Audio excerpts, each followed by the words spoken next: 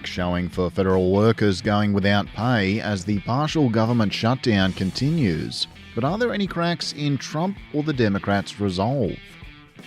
Ed Blakely is a former Washington insider now living in Sydney, Australia. My name is Sean Britton from the radio station 2SER.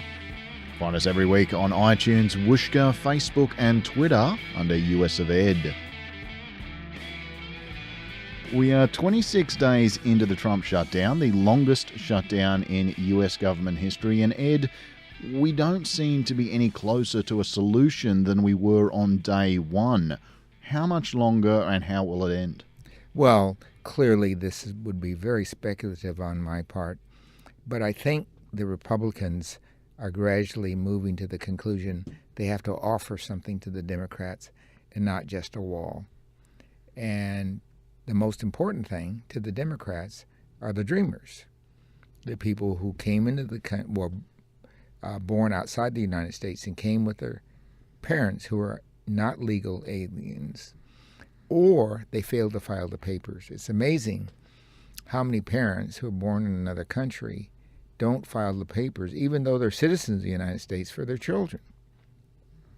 And in adoptions, that's a case as well. So these are young people, most of whom are doing well.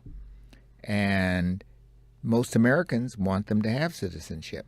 So if they offer that to the Democrats, then we got a win-win, with some provisos like he doesn't get the whole wall at once, etc.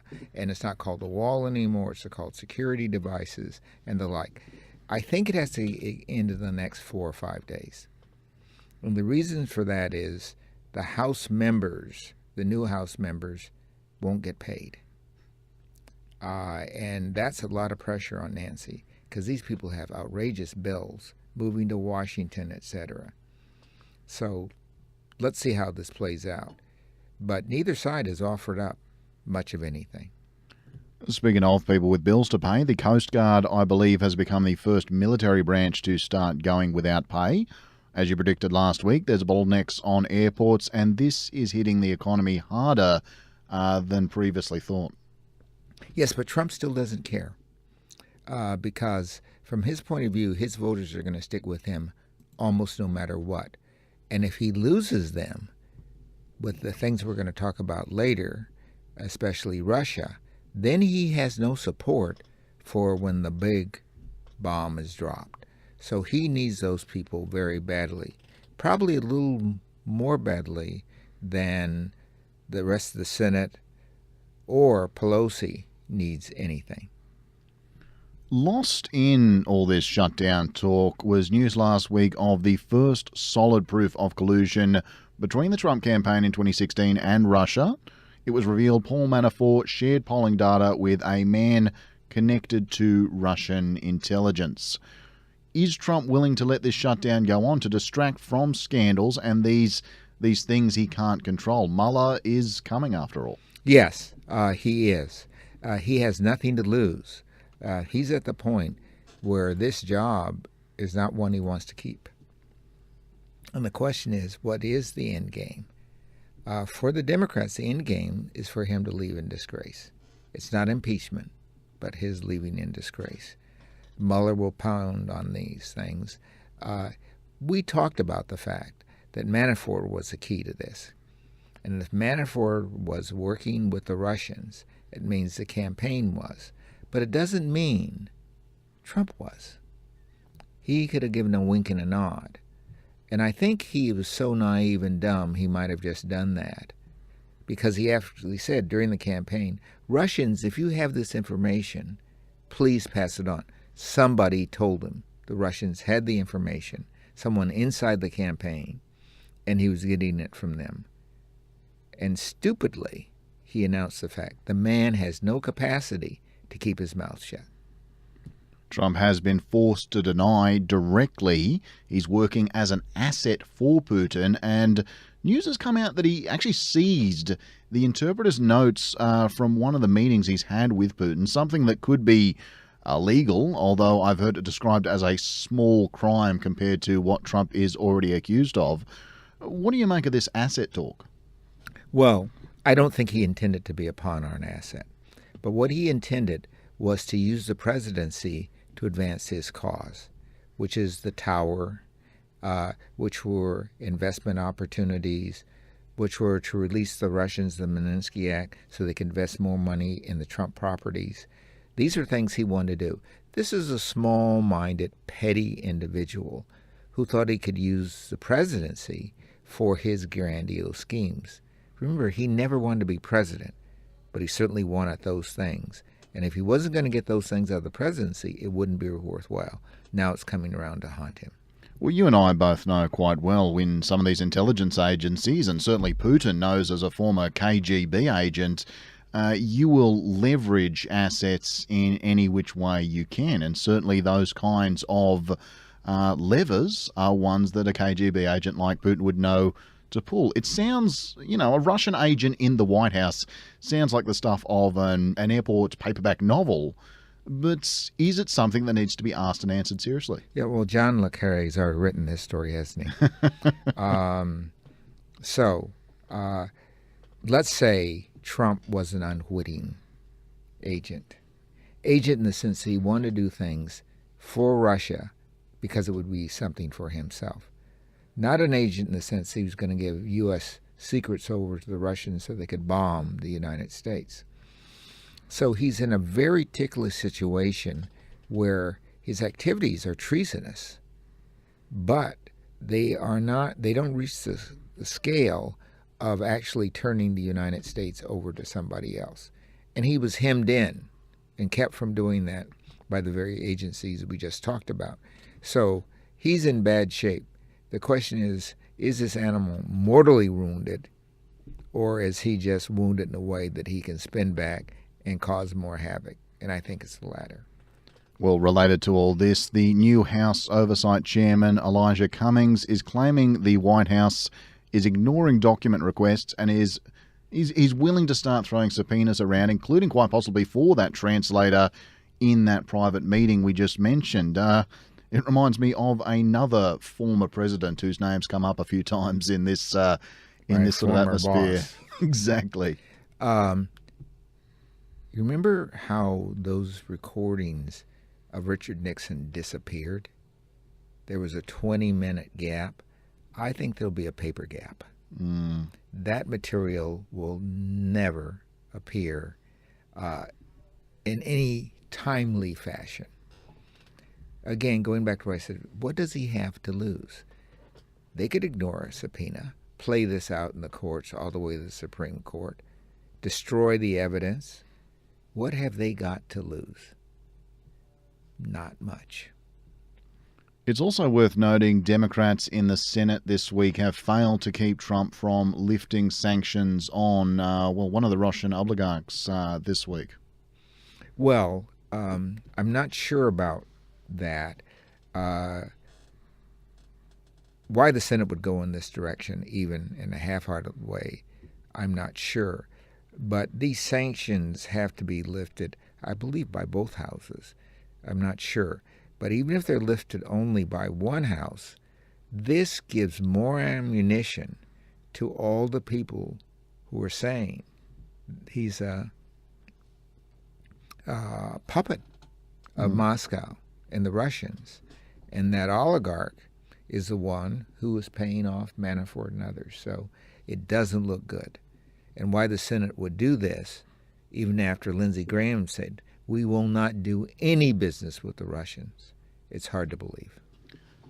Syria, I was going to bring this one up with you anyway, but now we've actually seen this bomb blast, which has killed, I believe, 4 Americans in Syria. ISIS taking responsibility for that blast.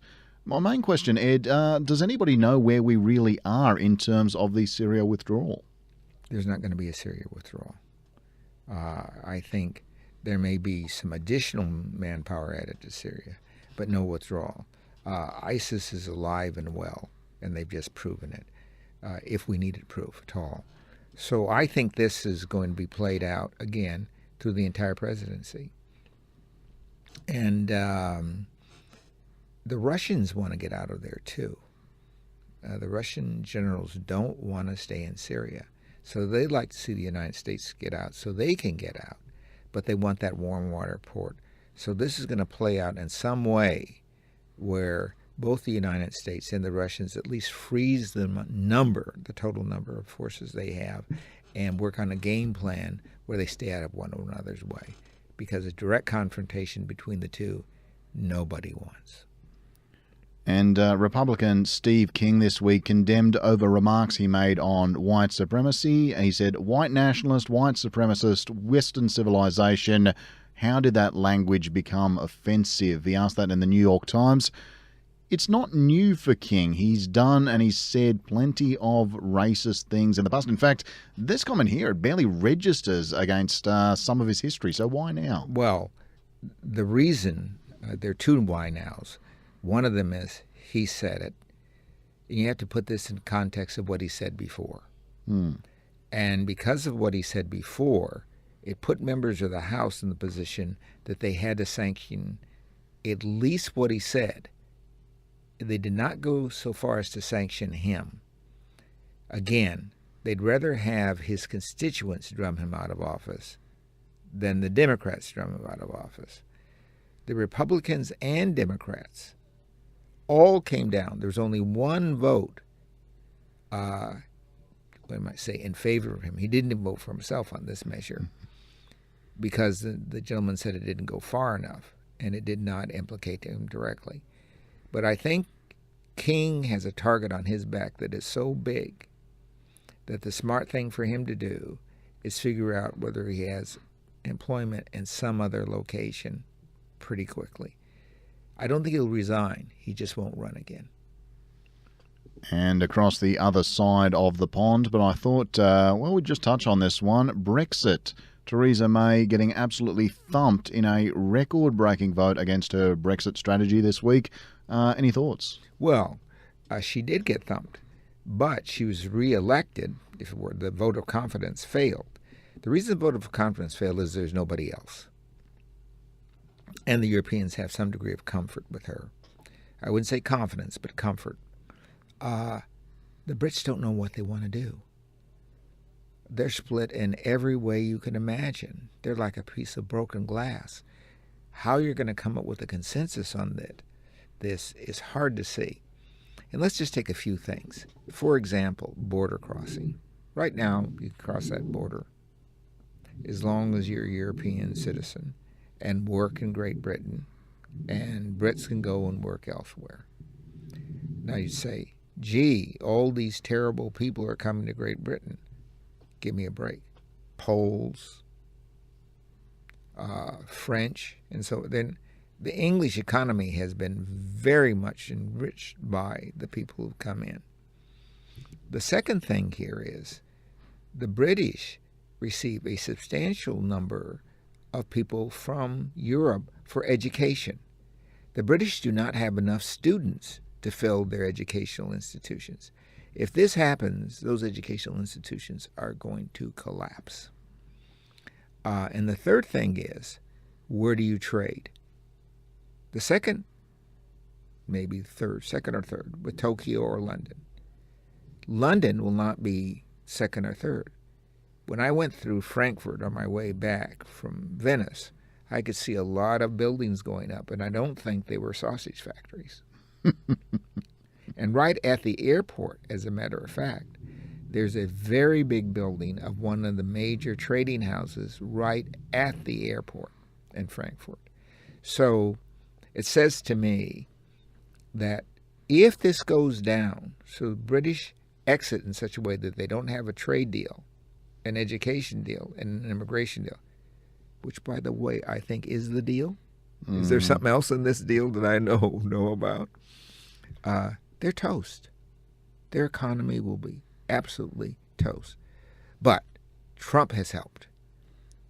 He's helped in this way, that nobody can trust the United States. So the Europeans have come together stronger than if Trump had been nice. The United States had said, we'll help make this deal come together.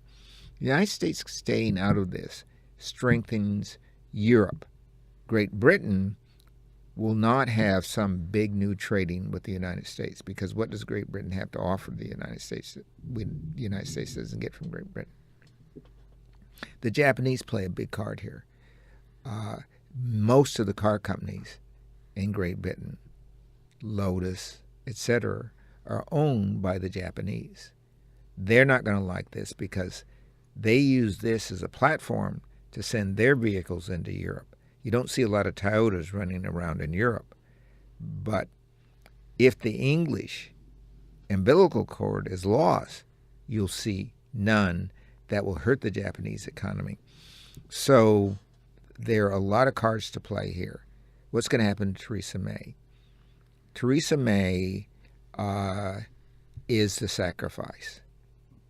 If she gets something across the line, there'll be a new vote of no confidence, and she'll lose it because she's putting her body on the line. Let's face it. And this has big implications for everybody. It has big implications for the United States. Huge.